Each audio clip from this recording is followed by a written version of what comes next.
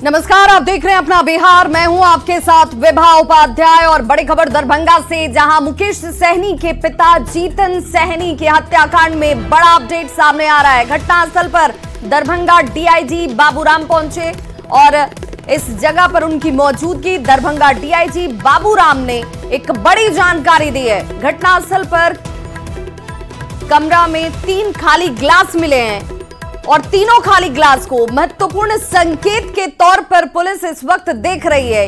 हालांकि इस दृष्टिकोण से जांच अभी शुरू कर दी गई है। घर के पीछे फेंकी हुई छोटी सी अलमारी भी अब इस वक्त सबूत के तौर पर देखी जा रही है। फेंकी हुई अलमारी में महत्वपूर्ण कागजात मिले हैं। गुप्तचरों से भी पुलिस ने हालांकि जानकारी इकट्ठा की है।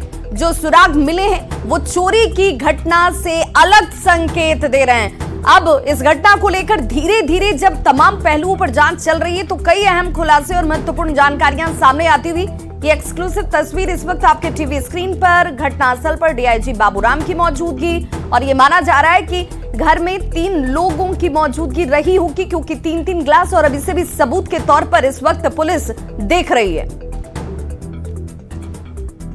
तो हाई प्रोफाइल हत्या से इस वक्त और कंप मचा हुआ है, क्योंकि धारदार हथियार से जीतन सहनी की हत्या की जाती है। मुकेश सहनी के पिता की इस हत्या के बाद अब इस वक्त राज्य में सियासत भी गर्म है। बताया जा रहा है कि बिस्तर पर सोई हुई अवस्था में खून से लथपथ हुआ लाश मिलता है। घर में 2-3 नौकर और ड्राइवर भी रहते थे और ऐसे में अब सभी जांच के घेरे में है। घटना के वक्त मुकेश सहनी मुंबई में थे। हालांकि उन्हें इसकी जानकारी जरूर दी जाती है। फोन पर उन्हें हर चीज की जानकारी मिलती है, जिसके बाद उनकी रवानगी बिहार के लिए हो चुकी है। अपने घर के लिए वो रवाना हो चुके हैं। ग्रामीण एसपी घटनास्थल पर पहुंचते हैं। एसआईटी में बिरौल एसटीपीओ और थाना प्रभारी जो है वो पहुंचते हैं। एफएसएल की टीम हत्याकांड की जांच कर रही है और अब ये कहा जा रहा है कि घर के पीछे एक अलमारी भी मिली है और उस अलमारी को भी एक संकेत के तौर पर लेकर अब इस वक्त पुलिस जांच में चल रही है आगे।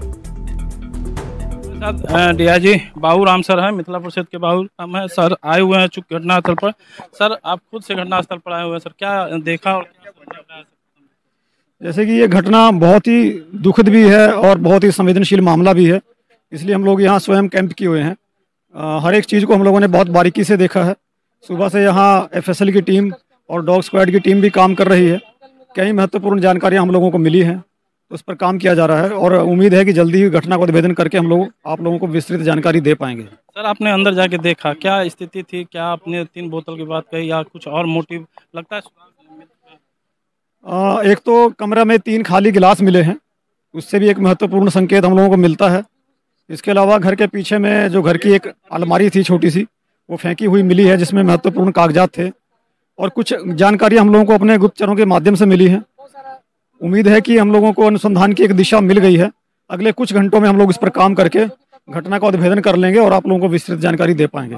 चूँकि आपके काम करने का तरीका हम बेहतर जानते हैं, लेकिन लगता है कि जो सुराग हैं वो मिल गए हैं और बड़ी जल्दी इसका जो है खुलासा हो जाएगा।